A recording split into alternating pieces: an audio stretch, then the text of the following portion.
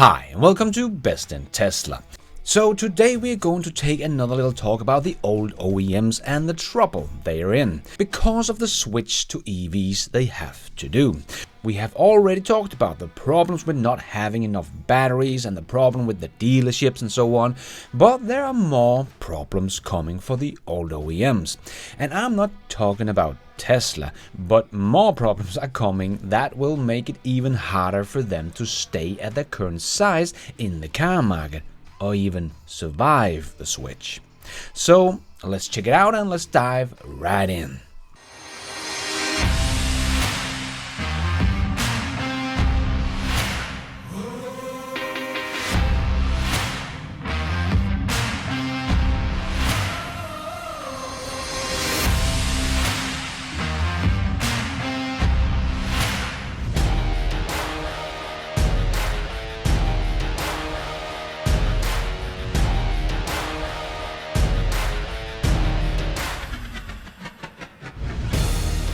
So to make a little recap, we have already talked about the problem the big old OEMs have with the dealerships because of they are all making a living of maintenance, not selling cars. But I have made a whole video about that, so if you want to learn more, check that one out.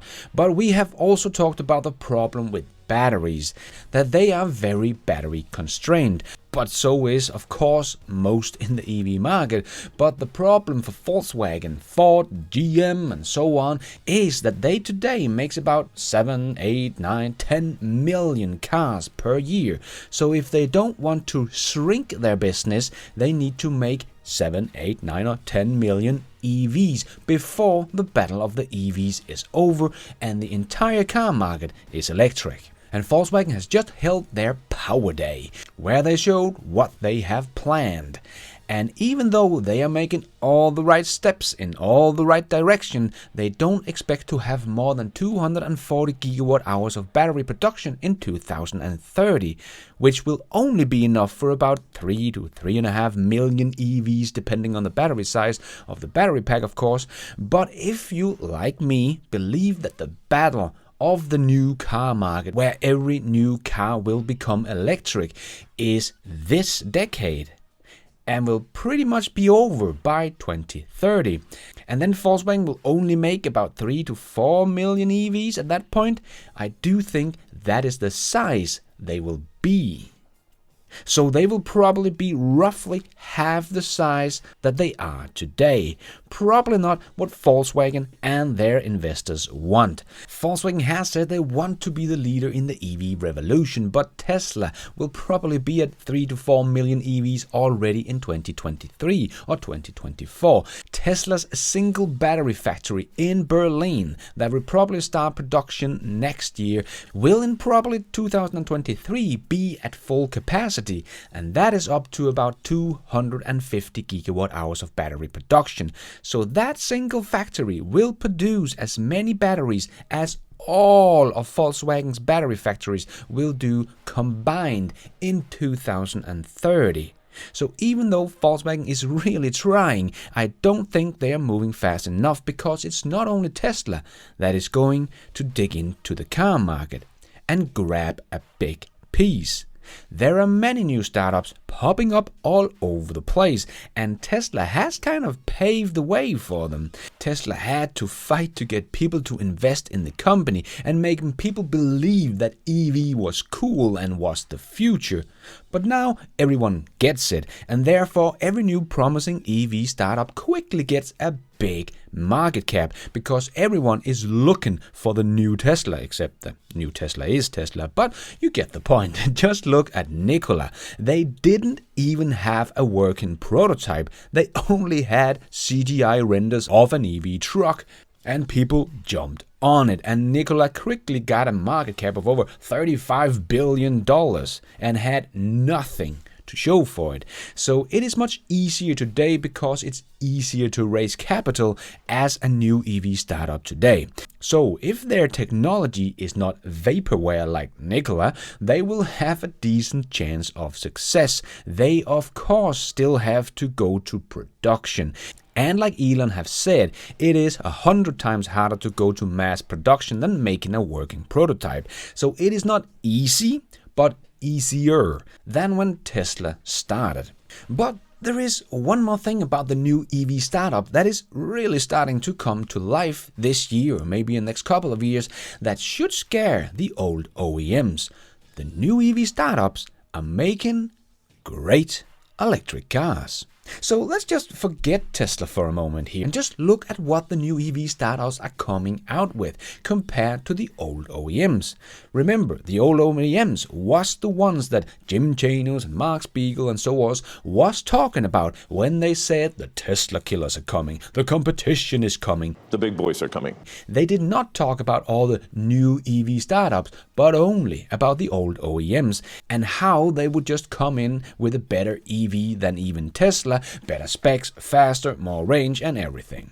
Well, they have now all come out with their cars they were talking about, but now we can also see new startups coming out with great EVs. So if we forget about Tesla and look at how are the old OEMs actually doing against all the new OEMs that are popping up, because they have a big advantage of not having to worry about ICE sales and making the switch to EVs in the right time, at the right balance, but also getting 7 or 10 million EVs within the next 10 years. The new kids on the block can just focus on one thing, and that is making a great EV, and it kind of shows. Just take the ID.4, the new flagship of Volkswagen's brand, versus the NIO's ES6. They are about the same price range, both big SUVs, and the ES8 did come to Europe, so I do believe that the ES6 will also come to Europe to take on the ID.4. So the NIO ES6 does 0 to 100 kilometers in 4.7 seconds. Top speed 200 kilometers an hour, range 510 kilometers VLTP, charging speed 180 kilowatts, trunk space 584 liters. It's a 4-wheel drive and have 2 big screens. And the ID.4 does a 0 to 100 kilometers in 8.7 seconds. Top speed 160 kilometers an hour, range 506 kilometers VLTP, charging speed 125 kilowatt, trunk space 543 liters. It's only a rear-wheel drive and have much smaller screens. Of course, this is just specs, but this is what most people are looking at when they're comparing cars. When you played the car card game, it was not about how noisy or how many stitches your seat had. No, it was about how fast, how many horsepower, the top speed, and so on. And in the game of EVs, we also have the range, of course. And here the new EV startups beats the ID.4 on every single spec for the same price.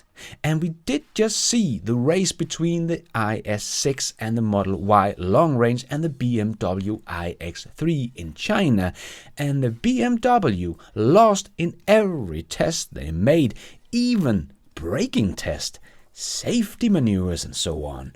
And the ES6 was faster around the racetrack than the iX3. BMW was left in the dust by both Tesla and NIO. And both Tesla and NIO are also selling much better in China than the BMW. So the old OEMs does not seem to be able to keep up when it comes to specs of the EVs. They did not come in and just killed off Tesla and couldn't beat Tesla specs, and they can't even keep up with the new kids on the block or what is coming. Because even Audi that made the e-tron GT RS, their performance car, and as Audi said themselves, the best car they have ever made. But it has a 0 to 60 in 3.5 seconds and a range of about 250 miles. But then we have Rivian. They're coming out this year, the same year that Audi came out with their e-tron GT. And this big squared box of a pickup truck beats the e-tron GT RS in 0 to 60.